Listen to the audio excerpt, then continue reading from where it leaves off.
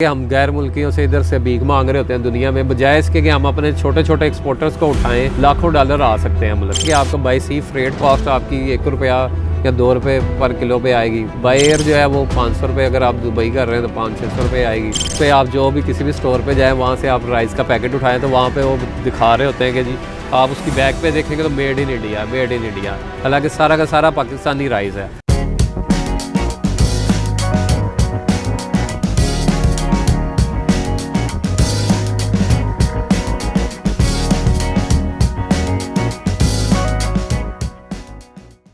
अस्सलाम वालेकुम नाज़रीन, मैं हूं अब्दुर्रहमान राना और आप देख रहे हैं हमारा यूट्यूब चैनल डिबेट टाइम ने एक सीरीज़ स्टार्ट की है, जैसे आप उसके 3 एपिसोड देख चुके हैं। बहुत शुक्रिया उन तमाम नाज़रीन का जो हमारे इस चैनल को लाइक किया, सब्सक्राइब किया और वीडियोस पे अच्छे व्यूज़ दे रहे हैं और कमेंट में भी आप अपने बता रहे हैं। बहुत सारे सवाल हैं हमारे इस हवाले से और एक सीरीज़ जिसमें हम चाह रहे हैं कि पाकिस्तान को जो टेक्निकल हैंड होने चाहिए थे वो क्यों नहीं हैं और एक्सपोर्ट के साथ पाकिस्तान कैसे आगे जा सकता है। ये तमाम सीरीज़ आपको पता है, शोएब बटालवी साहब हमारे साथ मौजूद होते हैं, किसी तारुफ के मोहताज नहीं, और अक्सर मुख्तलिफ़ चैनल्स पे भी आप उनको देख रहे हैं आजकल।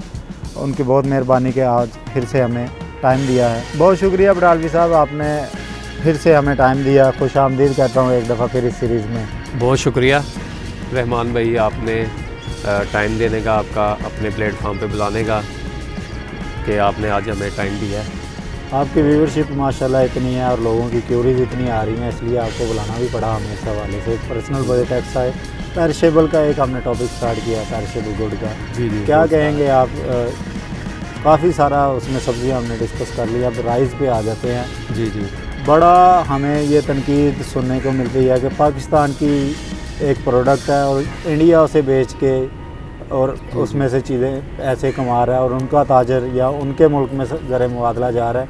पहले तो इसमें कितनी हकीकत है ये बताएं, फिर आगे चलते हैं इस पर कि इसको कैसे एक्सपोर्ट किया जा सकता है। बिस्मिल्लाहिर्रहमानिर्रहीम।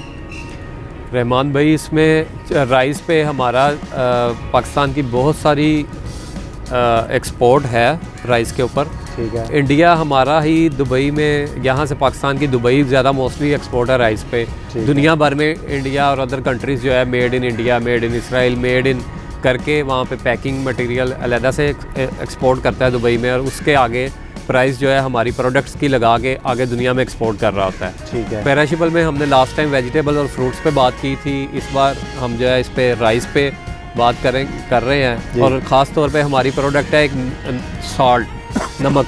नमक के ऊपर भी सेम टू सेम यही चल रहा है। इंडिया के साथ साथ छोटी और कंट्रीज भी जो है, हाँ जी, पिंक सॉल्ट जो है ना वो बहुत ज़्यादा एक्सपोर्ट है उसकी, और ज़्यादातर एक्सपोर्ट इंडिया की है।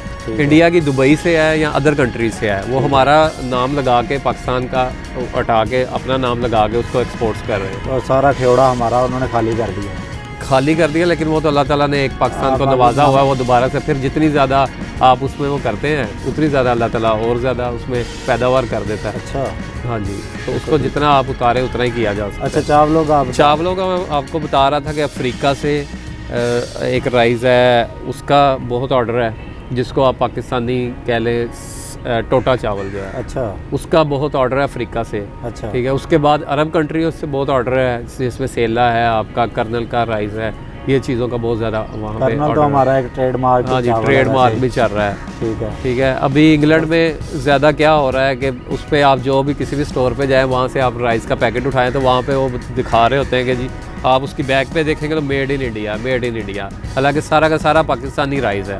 यहाँ पे हमारे अभी सैलाब की वजह से काफ़ी ज़मीन मुतासिर हुई है, लेकिन फिर उसके बावजूद चावल का गढ़ तो सारा पंजाब और पंजाब में है, जैसे सारा महफूज है। नारंग हो गया, हाँ, शेखपुरा हो गया, नारोवाल आपके गांव में बिल्कुल बहुत ज़्यादा उसका पोटेंशियल है। वहाँ पे चावलों का गढ़ है, उस पर भी बहुत ज़्यादा हम एक्सपोर्ट करके पैसा कमा सकते हैं, पाकिस्तान में ला सकते हैं। मुझे इस चीज़ की समझ नहीं आती कि पाकिस्तान गवर्नमेंट जो है वो इसकी तरफ क्यों नहीं तवज्जो दे रही, एक्सपोर्ट्स की तरफ। हालांकि हम गैर मुल्कियों से इधर से भीख मांग रहे होते हैं दुनिया में, बजाय इसके कि हम अपने छोटे छोटे एक्सपोर्टर्स को उठाएं, वो छोटी छोटी शिपर्स भी करना शुरू हुए तो यहाँ से लाखों शिपर्स, लाखों डॉलर आ सकते हैं मुल्क में। इसकी तरफ किसी की तवज्जो नहीं है। ठीक है। तो वो डॉलर ऊपर जा रहा है, ये भी नीचे आ जाएगा। जी डॉलर। अच्छा, ये डॉलर ऊपर जो जा रहा है इसकी भी मैं आपको रीज़न बता देता हूँ। ऊपर ऊपर जाता है तो एक्सपोर्टर्स को फ़ायदा होता है। अच्छा।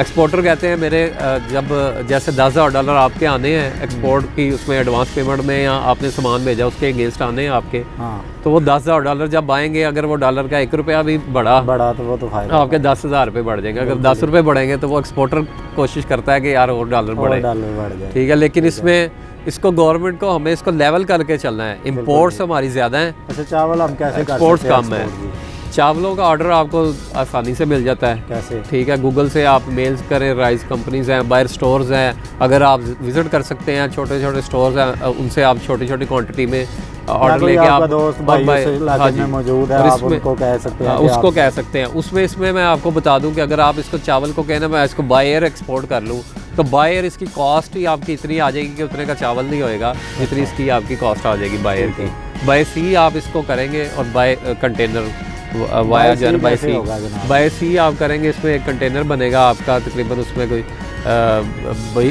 20 फुट का कंटेनर है छोटा जो है, उसमें 22-23 टन चावल आते हैं आपके। हाँ जी, बड़ी क्वांटिटी है। लेकिन उसमें यह है कि आपका बाय सी फ्रेट कॉस्ट आपकी 1 रुपया या 2 रुपये पर किलो पे आएगी। बाय एयर जो है वो 500 रुपये, अगर आप दुबई कर रहे हैं तो 500-600 रुपये आएगी, अगर कनाडा कर रहे हैं 1600-1700 रुपये आएगी। पहले बाय सी करने का तरीकाकार क्या तरीकाकार ये है, वही डॉक्यूमेंट्स आपके वही है, आपकी PSW आपका बना हुआ Pakistan single window export import का जो लाइसेंस है गवर्नमेंट ने अब किया हुआ है, ठीक है। वो मैंने लास्ट आपको बताया था कि ये उसमें इस तरह से डिटेल में बताया था कि इस तरह से आप इसको रजिस्टर करवा के कर सकते हैं। बाय उसके बाद आप इसको आप एक अच्छी सी फॉरवर्डिंग कंपनी हायर करें या आप खुद कोशिश करें कि शिपिंग लाइन को मेल करें कि हमें जो है एक कंटेनर की स्पेस दी जाए। फ्रेट कैसे तय करना है? इसमें मेन चीज़ है, पैराशिपल में भी कोई भी चीज़ आप दुनिया में एक्सपोर्ट कर रहे हैं और इसमें 70% किरदार जो है वो 70% किरदार जो है वो फ्रेट का है, फ्रेट फॉरवर्डिंग कंपनीज़ का है, क्लियरेंस का है। बाज़ का ऐसे होता है कि लोग जो है यहाँ से एक्सपोर्ट्स करते हैं, उनकी प्रोडक्ट कॉस्ट आ रही है 10 रुपये और उसके ऊपर फ्रेट कॉस्ट आ रही है 50 रुपये, तो वो फिर आप लॉस में दुनिया में मुकाबला नहीं कर सकते। ठीक है, आपने उसको देखना है, गूगल पे आप सर्च करेंगे यार इस कंट्री में कितना फ्रेट चल रहा है, आप 2-4 लोगों से उसका सर्च करें, फिर आप उसके ऊपर वर्किंग बनाएं कि फ्रेट की क्या वर्किंग हो सकती है, उसमें पर किलो आपकी कॉस्ट क्या आ रही है, पर कंटेनर क्या आ रही है। अगर आप राइस कर रहे हैं तो उसमें बाय पर कंटेनर आ रही है, अगर आप वेजिटेबल फ्रूट्स कर रहे हैं उसको आप बायर कर रहे हैं तो उसमें पर किलो कितनी कॉस्ट आ रही है। इस तरह से आप उसको करेंगे। हम छोटी पैकिंग में भेजते हैं कि स्टोर वाले की डिमांड होती है कि या वो खुद वो जाके लेबलिंग नहीं, चावल में आपके बायर की रिक्वायरमेंट है, डिपेंड करता है। मतलब 5 किलो वाला थैला, हाँ जी, मोस्टली जो है वो कहते हैं कि जी हमें 10 किलो वाली या 5 किलो वाली छोटी छोटी पैकिंग बना के आप एक्सपोर्ट करें। अच्छा। लेकिन पाकिस्तान का अनफॉर्चुनेटली पाकिस्तान का कोई 90% राइस जो है एक्सपोर्ट हो रहा है बड़ी क्वांटिटी में। वो बड़ी क्वांटिटी में वहाँ पे होलसेलर जो है वो इम्पोर्ट करते हैं, उसके बाद अपनी कंट्रीज़ का वो ब्रांड लगाते हैं कि made in Pakistan, made in Pakistan तो बहुत कम लगाते हैं, made in India, made in Israel, made in Sudan, इस तरह से लगा के वो उसको सेल कर रहे होते हैं। ठीक है जी। अच्छा, तो इससे जो पाकिस्तान में अगर किसी ने मिसाल के तौर पे मेरे जैसा बंदा नहीं है जिसको आप मोटिवेट करने की कोशिश कर रहे हैं कि एक्सपोर्टर बने, मैं कहता हूँ लेट्स सपोज मेरे इलाके में बड़े चावल हैं और मैं उसको भेजना चाहता हूँ। हाँ जी। एक तो मैं किसी को मेल करूँगा, स्टोर वाले को भेजूँगा, कोई लिंक निकालूंगा वहाँ से। जी बिल्कुल। फ्रेट पे आगे, पैकिंग पे आगे, पैकिंग कहाँ से मुझे मिलेगी जी, और फ्रेट कहाँ से मैं जाके ढूंढूंगा, कौन सी कंपनी? आपने गूगल सर्च करना है फ्रेट फॉरवर्डिंग कंपनीज, वो आपके सामने 50 कंपनियाँ खुल जाएगी। अच्छा। उसमें आपने देखना है जो आपके नियर कहाँ पे है, आपके गाँव के करीब है कोई कंपनी का ऑफिस, या मल्टीनेशनल कंपनीज भी उसमें है, या आपके सिटी में है। अगर आप कराची से कर रहे हैं तो कराची में आपका अगर है उनके ऑफिस विजिट कर लें। अगर आप बहुत सारे लोग ऐसा करते हैं कि वो फ़ोन पे कॉल कर लेते हैं, तो फ़ोन पे करके तो उसको मोस्टली बाज़ का कुछ फेक भी मिल जाते हैं उनको। लास्ट टाइम एक बंदे के साथ ऐसा ही हुआ, उसने कंटेनर कराची में किसी को दे दिया सस्ता समझ के, सस्ता उसको फ्रेट लगा, उसने चीपेस्ट के तौर पे उसको सेंड कर दिए, वो उसने कंटेनर ही सारे उसके खा लिए। तो इस चीज़ का भी आपने ख़ास ख्याल करना है। आपकी कंपनी भी भेज रही है? हाँ जी, हमारी एक साल्ट कार्गो सी एयरलाइन ट्रांसपोर्ट कंपनी है, उसके ऊपर भी हम भी करते हैं। जिसको ना समझ आए वो जब मर्ज़ी हमारी कंपनी के साथ कांटेक्ट करके ले सकता है, मेरा स्टाफ भी बता सकता है, मैं भी उसको अच्छे तरीके से गाइड कर सकता हूँ। वेबसाइट आपकी है या फ़ोन नंबर? बिल्कुल, वेबसाइट है saltcargo.com, आप कर सकते हैं उसके ऊपर सर्च, आपको हर चीज़ की गाइडलाइन मिलेगी। बिल्कुल ठीक है। अब आगे का क्या तरीका प्रोसीजर है, ये जो कस्टम क्लियरेंस या उधर बाय एयर तो हमें पता है कि वो जो आपने जी, समझा बिल्कुल। दिया। अब बाय- इसका आगे का क्या प्रोसीजर है इसका बाय सी अच्छा, का? बाय सी में आपने, अगर आप राइस एक्सपोर्ट कर रहे हैं, आपने कोशिश करनी है आप अपने क्लियरिंग एजेंट को या फ्रेट फारवर्डर को डॉक्यूमेंट्स जल्द से जल्द प्रोवाइड करें। बहुत सारे लोग ऐसे फंस जाते हैं कि वो बैंक के साथ एलसी पे उनका चल रहा है, तो वो या उस पे बैंक के साथ डीएपी डॉक्यूमेंट्स अगेंस्ट पेमेंट है उनकी, या एडवांस पेमेंट नहीं है, तो वो बैंक से डॉक्यूमेंट्स लेने में उनका टाइम पीरियड इतना गुजर जाता है कि वो पोर्ट पे डैमेजेस स्टार्ट हो जाते हैं, वारफेज स्टार्ट हो जाते हैं।